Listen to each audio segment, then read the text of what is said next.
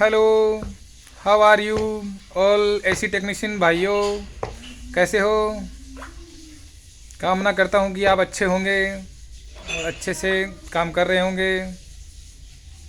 Hi, my name Vidya Sharma, hi tech electronic group. चलो आज कुछ एसी के जो सेंसर होते हैं उसके बारे में थोड़ी चर्चा करेंगे कि जैसे क्या होता है कि कई टेक्नीशियन भाई हैं, उनको थोड़ा सा डाउट में आ जाते हैं। वो क्लियर आइडेंटिफाई नहीं कर पाते हैं कि मशीन में आइस क्यों आ गई और कंटिन्यू कंप्रेसर चल रहा है तो उसमें कस्टमर का इलेक्ट्रिक बिल भी बहुत ज़्यादा आता है, कट ऑफ नहीं होता है। तो ऐसे सेंसर मार्केट में पहले से ही मौजूद हैं। आजकल न्यू मतलब बाहर के साइड बाहर में न्यू सेंसर भी आ गए हैं, तो उनकी पीटीसी सेंसर और एनटीसी सेंसर इनका कोई ज़रूरत नहीं होता है। डायरेक्टली वो जैसे हनीवेल है, नेक्स्टा है, ऐसे वो डायरेक्टली रूम में लगाए जाते हैं और रूम से ही उनकी वायरिंग कनेक्ट होती है और वो सिस्टम को कट ऑफ करते हैं। रूम में टेम्परेचर डाउन आएगा, कट ऑफ हो जाएंगे, सेटिंग कर देते हैं। वाईफाई थर्मोस्टेट आने लग गया अभी तो, फिर भी मैं कुछ भाइयों के लिए मैं ये वीडियो बनाया हूँ कि उनको सुविधा रहे। जैसे कि आप के पास में पीटीसी और एनटीसी सेंसर हैं, तो आपको पहले तो ये मालूम होना चाहिए कि पीटीसी सेंसर और एनटीसी सेंसर में फ़र्क क्या है। सीधा सा सिंपल फंडा है कि एनटीसी जो सेंसर होता है वो नेगेटिव वैल्यू में काम करता है और पीटीसी होता है वो पॉजिटिव में काम करता है। तो आपको ये तो समझ आ ही गया होगा कि जो पीटीसी होता है, आप जैसे जिस टेम्परेचर में उसको रखोगे तो उसी टेम्परेचर में उसकी वैल्यू, रेजिस्टेंस वैल्यू बढ़ती जाएगी।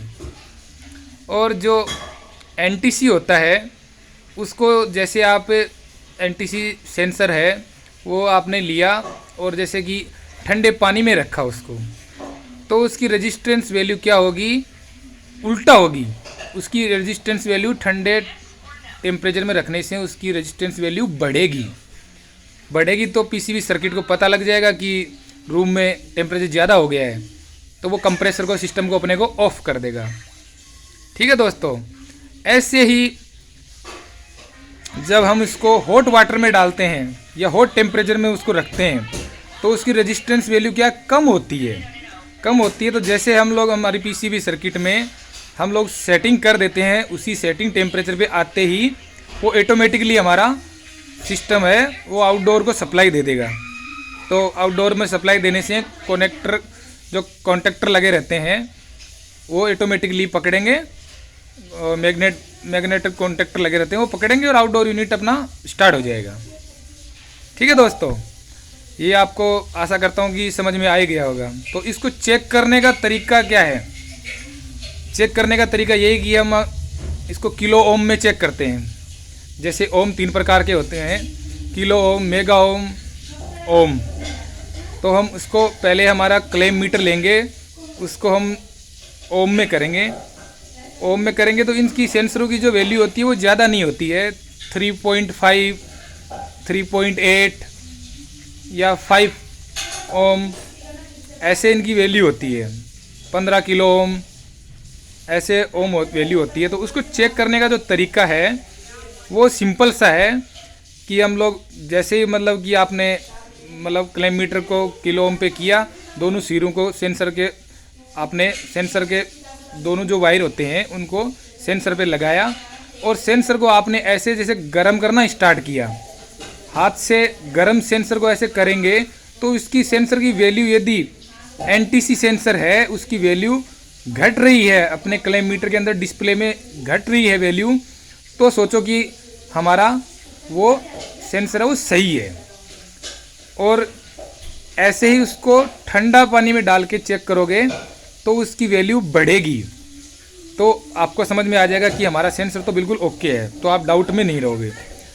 और पीटीसी में क्या होता है कि जैसे ही आप गर्म करोगे वो टेम्परेचर बढ़ेगा, तो वो मतलब पॉजिटिव की लहर में ही काम करता है। तो ओके, थैंक्स।